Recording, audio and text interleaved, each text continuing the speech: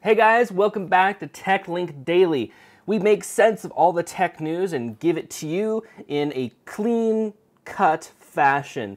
First up today is a story from Bloomberg entitled Tesla CEO Talking with Google About Autopilot Systems. Now, while I think that self-driving cars are completely awesome, I don't think that we're going to see production, a mass production, and an average consumer can get it in the future, really. Because if you look at Google's self-driving cars right now, they're all decked out with sensors, big things on their cars. It is massive. It makes the car heavy. There's a lot of stuff that could go wrong. There's a lot of factors there that I don't think will get ironed out in, well, my lifetime. And it could be another couple tens of years, I don't want to say hundreds of years, but a couple tens of years down the road that we start seeing mass production and affordable self-driving cars. Because right now the technology is way too expensive. These cars would be costing as much as luxury cars. And I mean like the top-end $1,000,000 luxury cars with all the sensors and gadgets and gizmos on it.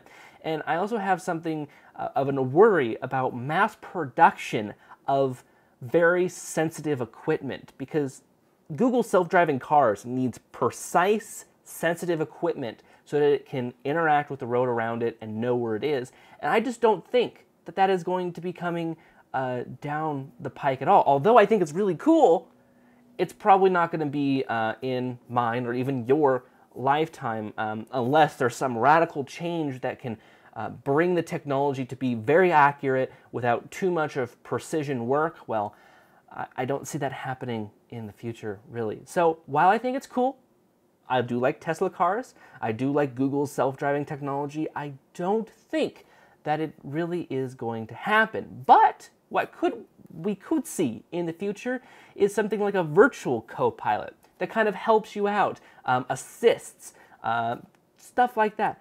And I think that would be the logical next step, besides the huge jump on the logical next step of self-driving cars. Those we'll probably see in, again, like I said, the next couple tens of years.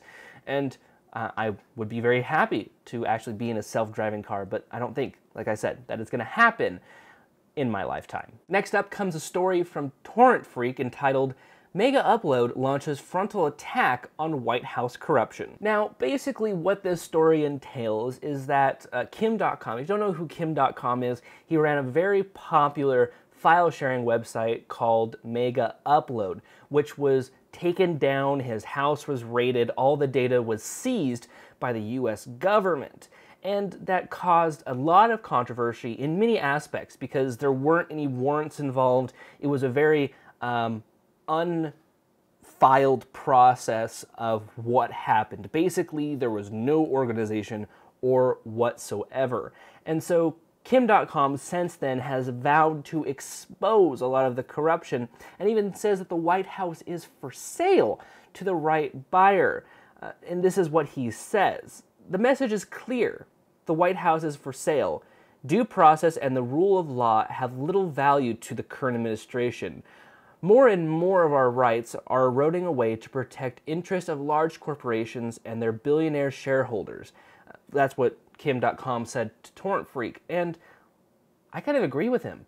I mean, I don't think that it's right in our government that it is basically taken over and controlled by huge billionaires who have the money to spend and to throw at people to, well, make problems go away or to do other stuff. And it's, well, it's heartbreaking, really, because that's not what this nation was built upon, and it's changed towards that. And I am in full support of Kim.com and his actions to show and expose all of this corruption. Now, don't get me wrong, though, I still disagree that illegal file sharing is wrong. Don't get me wrong there.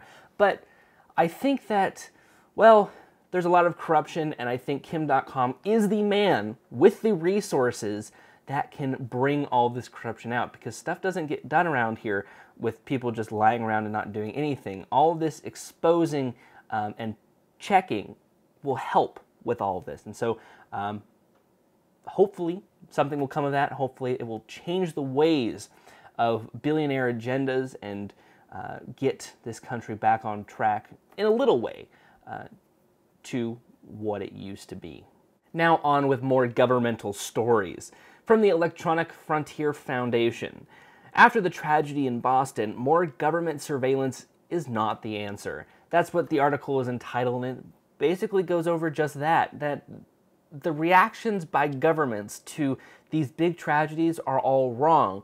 They're being proactive in not the right places, and, well, they're hurting us more than they're helping us. And the article goes over more, entailing about how the government wants to add more security cameras, have unrestricted cell phone tracking, all that sorts of stuff, and it makes me worried because, well, the biggest thing that terrorism has to us, besides the initial impact of the families that may have been hurt within the explosion, is also those economic impacts. That, I think, does the most damage to us and to our government, is the economic backlash from these terrorist attacks. Like the city of Boston, it was basically shut down for 2 days when it was searching for this manhunt. That was a huge economic hit for small businesses and businesses alike. So these huge terrorist attacks were letting control our economy and hurt it. And we're taking both steps in the wrong direction for security, and we're also taking steps in the wrong direction for the law.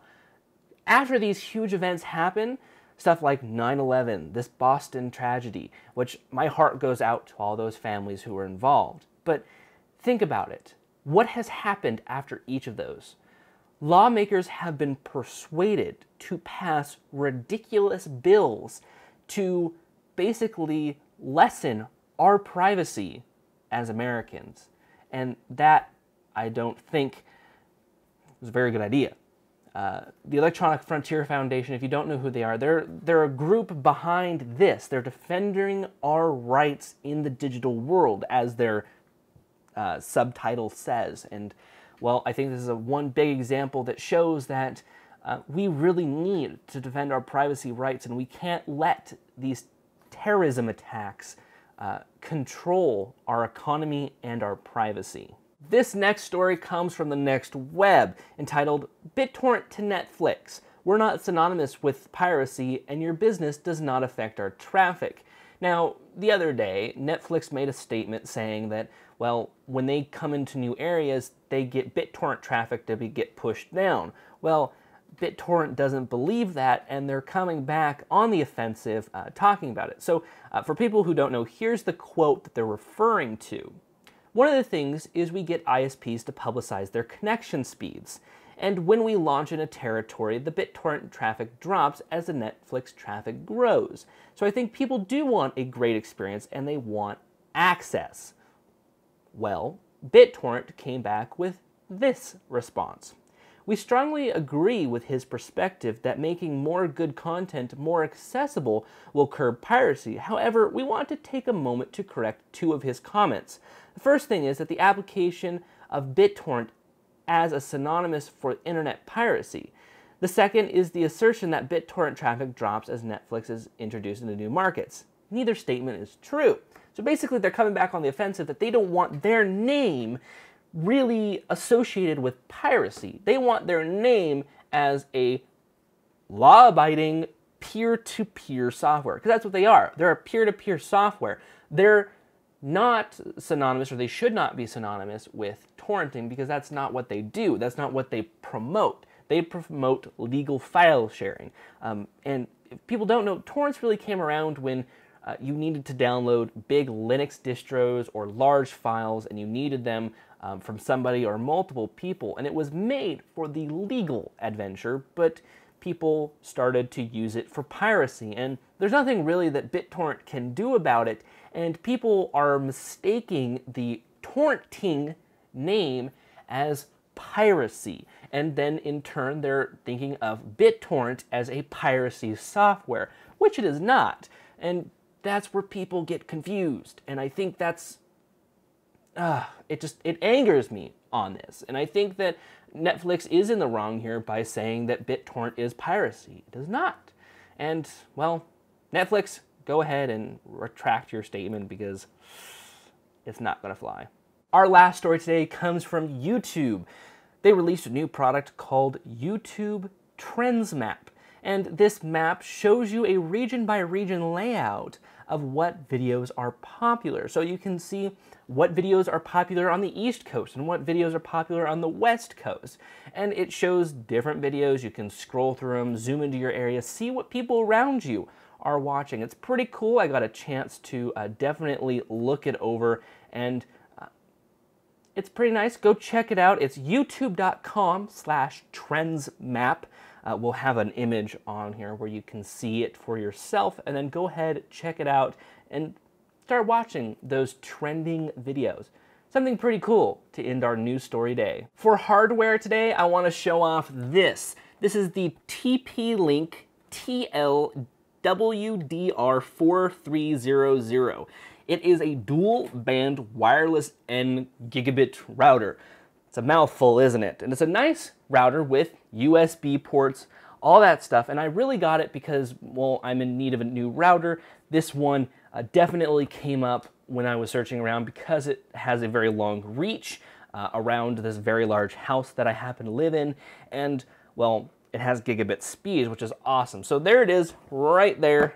That is the one. There are two other versions. This one boasts up to 450 megabit per second speeds. It works on the 2.4 and 5 gigahertz networks. It has USB ports for printer sharing, for wireless storage. It's the best for really everything. This is the top of the line router. I've only played with it for a couple days now, but it's been working perfectly. Again, my review on this will be coming out in the next couple of days. So check it out if you want it. There will be a link down below. Again, it's the TP-Link. Again, link will be down below for checking that out and maybe purchasing it if you feel like it. Now, let's round off with our question of the day. Do you think we need more government surveillance? Personally, no. I think that it's a split-second choice by the government when major tragedies happen, and it really doesn't help improve us all that much. So that's my answer. What's yours? Of course, you can follow us on our social media profiles, Facebook, Twitter, Google+, all under the username of LogicLounge. Be sure to visit our subreddit, reddit.com/r/techlinkdaily. You can submit your tech news, and it may make it into one of these videos, so go check it out there. Hopefully we can get a community going around this video. So thank you so much for watching. Be sure to like, share, subscribe. My name is Creighton Miller. I'll see you guys tomorrow.